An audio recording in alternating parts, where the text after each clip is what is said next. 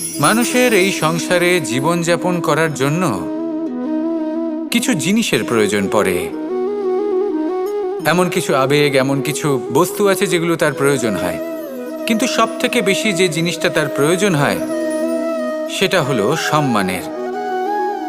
আমাদের ভালো লাগে যখন কেউ আমাদের সম্মান করে। আমরা কাউকে সম্মান করলে তারও সেটা ভালো লাগে। কিন্তু আপনি দেখবেন যে সংসারে বেশিরভাগ মানুষ দুটি মাপদণ্ডের ভিত্তিতে সম্মান করেন। হয় বয়স দেখে করেন বা উপার্জন দেখে, অর্থাৎ সেই ব্যক্তি কতটা উপার্জন করেন। এবার ভেবে দেখুন, এটা আবশ্যক নয় কারোর বয়স যদি বেশি হয় তার বুদ্ধিও ততটাই বেশি হবে। আবশ্যক এটাও নয় যে কোনো ব্যক্তি যদি অত্যন্ত ধনী হন বা তার মনও নির্মল হবে বা তিনি সৎকর্ম করবেন বা এমন কোনো কর্ম করবেন যাতে উনি সম্মান লাভ করতে পারেন। হতে পারে উনি ধনী কিন্তু দুশ্চরিত্র। সেই জন্য বয়স বা উপার্জন দেখে কোনো ব্যক্তিকে সম্মান করবেন না। কর্ম দেখুন।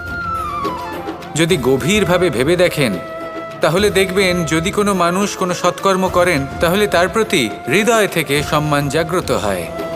এটাই হলো সেই সম্মান যা অর্জন করতে হবে।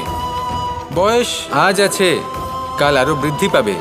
উপার্জন আজ আছে, কাল সেটা কমে যেতেও পারে।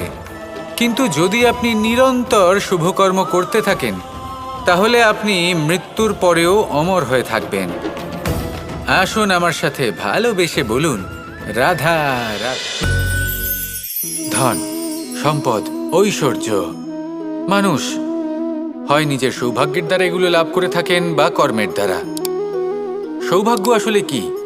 গ্রহের দশা যা প্রত্যেক মুহূর্তে বদলাতে থাকে। কর্মের মাধ্যমে যখন আপনি ধন অর্জন করেন তখন সেই ধন আপনার আগামী প্রজন্ম লাভ করে। সেটা হয় সে ভোগ করে বা তার জন্য তার ভোগান্তি হয়।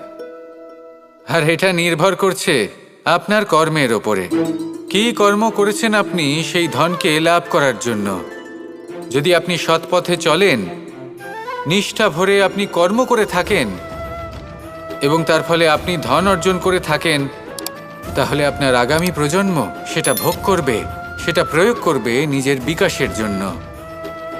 কিন্তু যদি আপনি কুকর্ম করে থাকেন, কোনো রকম ছলনা করে থাকেন এই ধন লাভ করার জন্য, তাহলে 100% আপনার আগামী প্রজন্মকে এর জন্য ভুগতেই হবে। তাহলে আপনি কি চাইবেন?